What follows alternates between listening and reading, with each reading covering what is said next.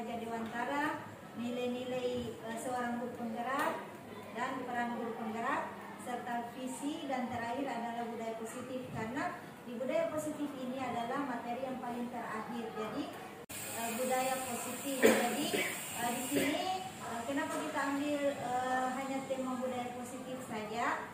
Sebenarnya ini materinya banyak, mulai dari materi pemikiran Ki Hajar Dewantara, nilai-nilai seorang guru penggerak dan peran guru penggerak, serta visi, dan terakhir adalah budaya positif. Karena di budaya positif ini adalah materi yang paling terakhir. Jadi di sini kita melakukan diseminasi sebagai syarat untuk menyelesaikan daripada modul 1 sebagai calon guru penggerak. Nah, oke, di sini jadi tidak terlalu lama, saya lanjut ke budaya positif. Budaya positif ini kita sudah ketahui semuanya. Sebagai seorang guru itu semua sudah tahu yang bagaimana budaya positif. Nah, salah satu yang sudah kita terapkan di sini adalah 5S: senyum, sapa, salam, sopan, dan santun. Jadi salah satunya adalah pada saat anak-anak datang ke sekolah itu memberikan salam, dan pada saat mereka mau pulang memberikan salam. Kemudian di sini dengan sendirinya kita tidak sadari sebenarnya bahwa budaya positif itu dari dulu kita sudah terapkan. Namun di sini di CGP ini kita memperjelas istilahnya apa yang sebenarnya kita lakukan selama ini. Nah, itu yang kita lakukan selama ini itu adalah istilahnya budaya positif. Itu membiasakan tabea, itu salah satu daripada budaya positif. Jadi di sini di budaya positif ini kita akan implementasikan dalam pembentukan karakter yang sebenarnya. Nah, berdasarkan daripada visi kita sebagai di sekolah ini yaitu membentuk karakter yang baik.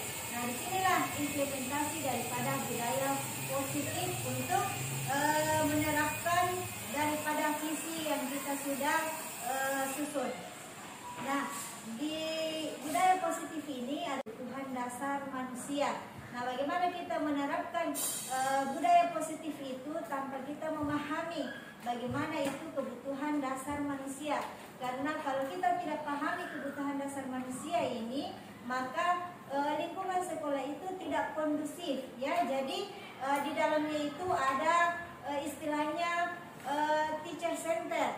Nah, sekarang ini karena Ki Hajar Dewantara itu sudah berubah menjadi student center. Artinya kita berpihak pada murid, menghambat pada murid.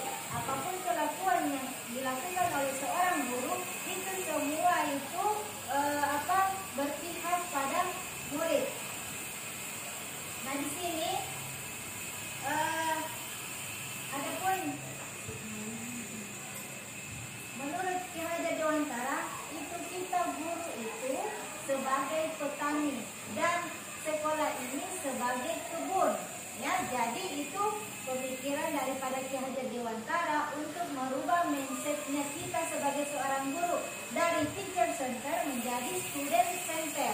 Nah, di sini minta maaf karena tidak bisa terbuka, mungkin dari yang ini. Di sini Ki Hajar Dewantara mengatakan guru itu sebagai petani. Nah, petani itu bermacam-macam dia tanam. Ada jagung, ada cabai, ada kangkung, ada bayam. Nah, seorang guru itu jangan menanam jagung mengharap tumbuh durian. Itu kan tidak mungkin, ya. Jadi kita di sini sebagai guru di lingkungan sekolah sebagai guru itu hanyalah menuntun bagaimana tanaman kita itu tumbuh subur dengan cara menyuburkan dan memperbaiki lingkungannya, ya. Jadi itu. Nah, di sini bagaimana bisa kondusif itu lingkungan? Kita harus memahami 5 kebutuhan dasar manusia. Kenapa anak-anak sering bermain di sekolah? Kenapa anak-anak sering ada yang baku korek-korek dengan temannya? Nah, itu akan saya bahas satu persatu di sini di kebutuhan dasar manusia. Di sini di 5 kebutuhan dasar manusia.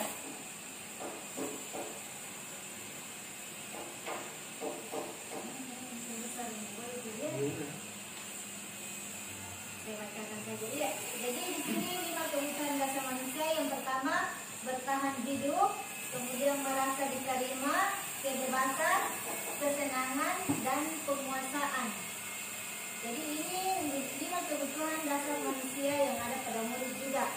Nah, bertahan hidup.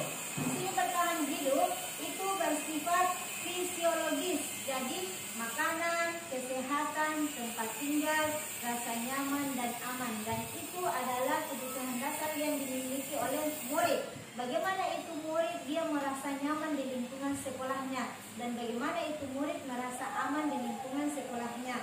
Nah, bagaimana itu tempat tinggalnya? Jadi di sini bagaimana siswa itu kadang dia baku kore dengan temannya, kadang itu mempunyai histori broken home. Nah, disinilah jawabannya. Kenapa itu anak-anak bisa dia baku lain? Kenapa anak-anak bisa dia terlalu sekodidik? Bagaimana bisa? Karena anak-anak itu berbeda-beda karakternya. Karena anak-anak mempunyai kodrat alam yang berbeda-beda. Jadi untuk bertahan hidup di sini itu kebutuhan bersifat fisiologis. Jadi karena makanan itu dia kenyang, datang ke sekolah itu memperlancar kegiatan kita belajar. Nah, apalagi setiap hari Senin kadang ada siswa kita pingsan. Itu karena apa? Karena dia tidak sarapan di rumah. Nah, jadi dia tidak memenuhi bertahan hidupnya. Dia tidak memenuhi bertahan hidupnya. Kenapa dia pingsan-pingsan? Kenapa dia pucat? Kenapa dia sakit anemia? Karena dia tidak terpenuhi bertahan hidupnya. Salah satunya adalah makanan. Kemudian kasih sayang dan rasa diterima. Kebutuhan psikologis, yaitu kebutuhan untuk disayangi dan kebutuhan koneksi sosial.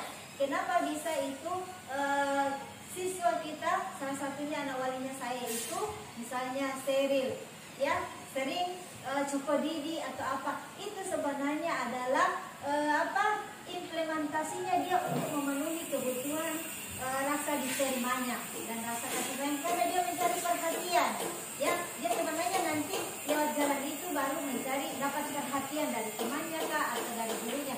Makanya kadang biasa siswa yang paling dikenal oleh guru-guru itu adalah siswa yang sering bermasalah. Jadi dia sebenarnya menampakkan bagaimana dia, apakah saya diterima dengan melakukan kelakuan ini, atau saya dijauhi sama teman-teman, seperti itu. Nah, kemudian kebebasan atau kebutuhan akan pilihan. Nah, di sini kebebasan akan kebutuhan akan pilihan kita terapkan di kelas dengan cara yaitu pembelajaran berdiferensiasi, karena anak itu senang kalau pendapatnya kita hargai, ya. Jadi kita tanyakan, kamu sukanya bagaimana belajar? Apakah kamu suka menulis atau suka menggambar? Jadi disinilah kita terapkan bagaimana kebutuhan kebebasan, dan kita harus sebagai guru itu sebagai pendengar setia dari si murid, karena murid juga itu akan merasa dihargai apabila kita tanyakan, kamu sukanya bagaimana? Nah, jadi seperti itu juga. Nanti saya akan bahas mengenai keyakinan kelas juga. Jadi intinya kita di sini sebagai seorang guru bisa merubah mindset kita dari teacher center menjadi student center. Gitu. Oke, kemudian lanjut kesenangan, kebutuhan akan rasa senang. Nah, di sini kebutuhan akan rasa senang adalah kebutuhan untuk mencari kesenangan, bermain dan tertawa. Saat mereka bermain, sebenarnya mereka mempelajari keterampilan hidup. Jadi di sini bagaimana anak-anak biasa baku lempar, bagaimana anak-anak biasa baku lempar tiket. Artinya kita tetap melarang, cuma kita menyampaikan bagaimana anak-anak itu dengan menggunakan bahasanya. Ya, jadi artinya bukan berarti kita harus menghambat sekali dengan siswa, tidak. Artinya ini bagaimana komunikasi kita kepada siswa agar mereka bisa menerima bahwa oh, saya ini dilarang, oh, saya ini kalau seperti ini dijauhi sama teman. Nah, dengan karena siswa itu mereka melakukan selalu ingin coba-coba. Kalau saya melakukan ini, bagaimana reaksi orang-orang di sekitarnya? Seperti itu. Jadi kesenangan. Nah, di sini implementasi kesenangan di sekolah kita sudah kita terapkan. Salah satunya itu adalah pembelajaran di luar sekolah. Nah, pembelajaran di luar sekolah pada saat kita sampaikan kepada siswa bahwa akan ada kunjungan mereka merasa senang. Nah, itu salah satu dari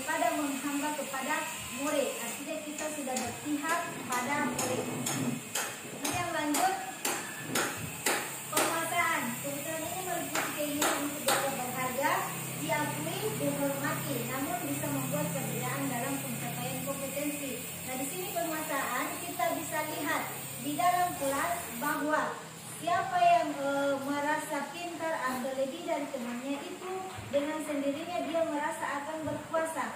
Dan ini murid ini cenderung akan kecewa apabila melakukan satu kesalahan, karena dia merasa dia sudah turun kekuasaannya. Nah, di sini juga penguasaan di sini kalau kita di sekolah sini itu ada istilahnya dalam negeri dan luar negeri. Nah, tempat saya lihat kita ada kasus seperti ini pada saat pajak-pajak itu salah satu daripada mereka memenuhi penguasaannya bahwa saya ini orang di sini, saya berkuasa atas kamu dari daerah ini. Namun itu dia masuk pada tindakan yang negatif, bukan tindakan yang positif. Adapun tindakan positif yaitu rajin ikut kompetensi. Nah, jadi yang baru keyakinan kelas. Nah, setelah kita memahami bagaimana itu kebutuhan dasar manusia, kita menyusun keyakinan kelas. Keyakinan kelas ini bisa per mata pelajaran, bisa per sekolah, bisa per kelas. Namun di sini keyakinan kelas karena saya sebagai wali kelas. Kalau sekolah keyakinan sekolah. Ya, jadi kalau keyakinan guru mata pelajaran berarti keyakinan MAPE IPS seperti itu. Nah, adapun di sini keyakinan kelas. Jadi setelah kita memahami 5 dasar kebutuhan dasar manusia, kita bangun keyakinan kelas. Apabila mereka melanggar sesuatu atau mereka melakukan hal yang negatif, maka kita akan sadarkan dia ke keyakinan kelas. Salah satu daripada keyakinan kelas ini jujur, saling menghargai, gotong royong, saling membantu teman. Sebenarnya ini banyak kata-katanya, cuma saya ambil sampelnya saja. Ya, jadi di sini untuk teman-teman sebenarnya bisa berdoa sebelum memulai pelajaran, kemudian memberikan sanksi pada saat keluar masuk kelas seperti itu kan, kemudian saling ejek dengan teman pada saat proses pembelajaran, itu bisa masuk keyakinan guru ya. Jadi pada saat ditanya, jadi kita anak-anak kita yakinkan pelanggaran apa yang kamu langgar, dan itu materinya akan disajikan oleh Ibu Siti Fatimah. Jadi untuk materi yang kali ini saya buka sesi pertanyaannya. Ya, silakan Ibu Bau.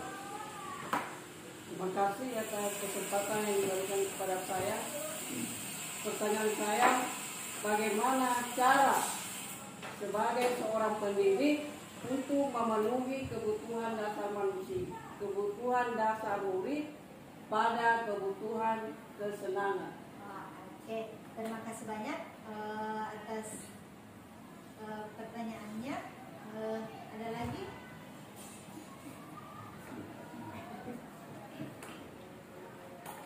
Terima kasih atas kesempatan diberikan kepada saya.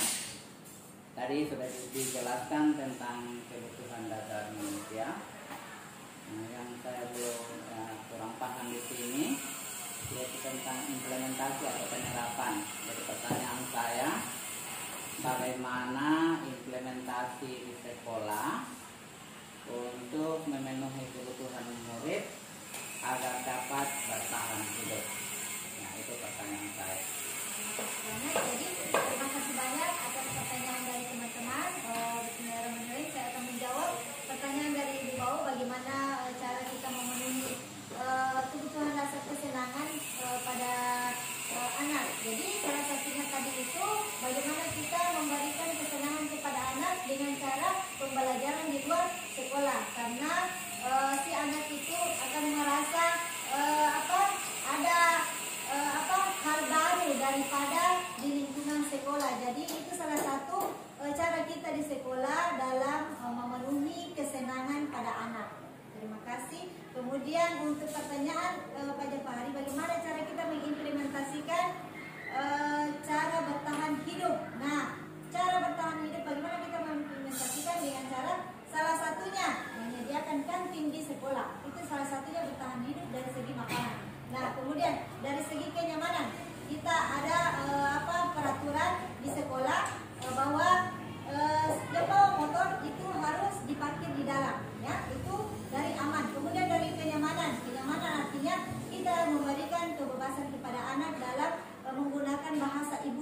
ya di sekolah untuk menghadirkan juga kearifan lokal budaya yang ada di lingkungan sekitar kita, artinya beda suku. Nah, di sini penggunaan bahasa, di mana penggunaan bahasa ini digunakan di luar kelas seperti itu. Terima kasih. Jadi untuk pemaparan saya kali ini saya akhiri dengan ucapan wabillahi taufiq wal hidayah. Wassalamualaikum warahmatullahi wabarakatuh.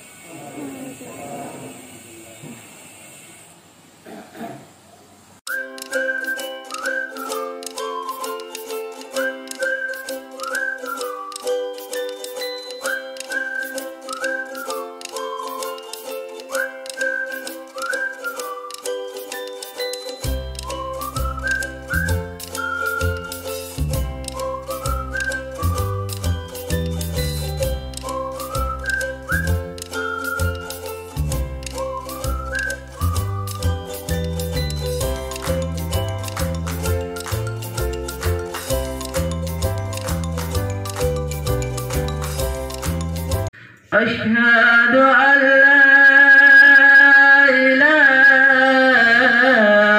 إلا الله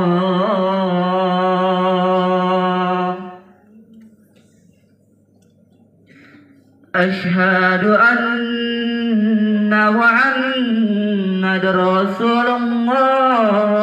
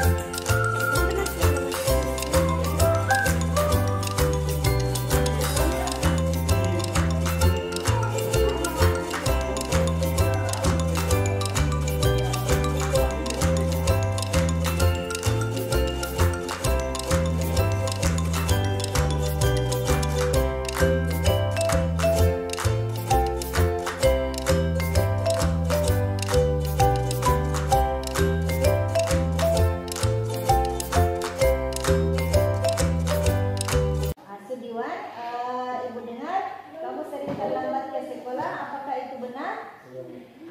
Apa rasanya sering terlambat ke sekolah? Oh, begitu. Nah, sering terlambat ke sekolah itu termasuk kesalahan atau bukan? Oke. Jadi kita cari solusi bersama. Apa kira-kira solusinya yang bisa kamu lakukan?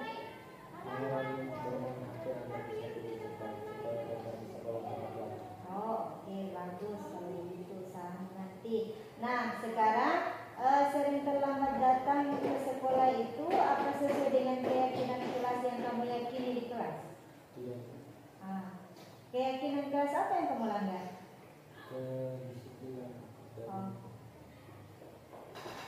Ya, oke. Jadi keyakinan kelas, kedisiplinan yang kamu sudah langgar.